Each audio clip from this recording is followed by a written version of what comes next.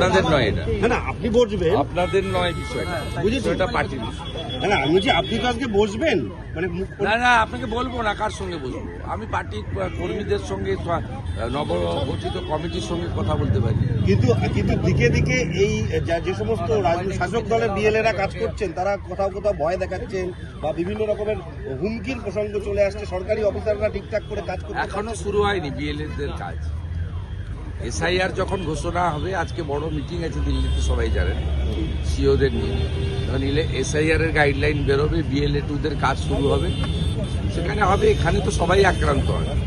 এখানে ভারতীয় জনতা পার্টির সর্বভারতীয় সভাপতি জেপি নাড্ডা আক্রান্ত হয়, কেন্দ্রীয় মন্ত্রীরা আক্রান্ত হয়, এলওপির গাড়িতে পেট্রোল দেওয়া হয়, এবং সাথে সাথে এখানে কে আক্রান্ত হয় না? সিবিআই আক্রান্ত হয়েছে, ইডি আক্রান্ত হয়েছে, এনআইএ আক্রান্ত হয়েছে, ইনকাম ট্যাক্সের অফিসাররা আক্রান্ত হয়েছে, সেন্ট্রাল ফোর্স আক্রান্ত হয়েছে, পুলিশেররা কখনো টেবিলের তলায় ঢুকে কখনো শাটার নামায়। আক্রান্তটা কে হয়নি?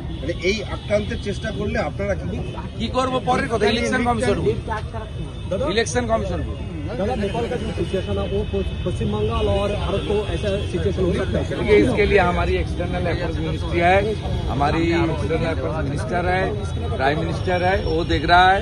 इसमें हम लोग का टिप्पणी करने का कोई जरूरत नहीं है। নেপাল সীমান্তে পশ্চিমবঙ্গের যে জেলা রয়েছে, নেপাল সীমান্তে সেই সব জেলার মানুষের জন্য কি বলবেন? আমাদের ভারতবর্ষে খুব শক্তিশালী গণতান্ত্রিক একটি ব্যবস্থা আছে, পৃথিবীর সর্ববৃহৎ গণতান্ত্রিক ব্যবস্থা, এবং অত্যন্ত শক্তিশালী প্রধানমন্ত্রী আছেন, যার জনপ্রিয়তা বিশ্বে 1 নম্বর, এবং জয়শঙ্করজির মতো একজন এমিনেন্ট, অত্যন্ত দক্ষ পররাষ্ট্রমন্ত্রী আছে।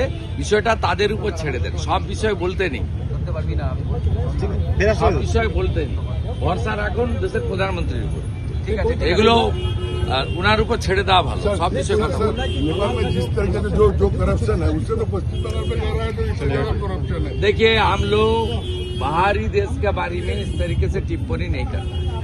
वो टीएमसी का एक एमएलए, वो जो आईपीएस था हुमायूं कबीर, अपने सोशल मीडिया पोर्टल में दिया है कि भारत में भी चाहिए। ये लोग का मकसद देख लीजिए, हम लोग इतना घटिया बात नहीं করছি। এসআইআর ঘোষণা কি সময়ের অপেক্ষা? এসআইআর ঘোষণা কি? এসআইআর তো নতুন নয়, 2002 হয়েছে, 2025 হবে। মানে এই যেটা নিয়ে তৃণমূল বারবার বিরোধিতা করে আসছে, এবার এই রাজ্যে তৃণমূল বিরোধিতাও করে, আবার বিএলএ 2 লিস্টও জমা দেয়।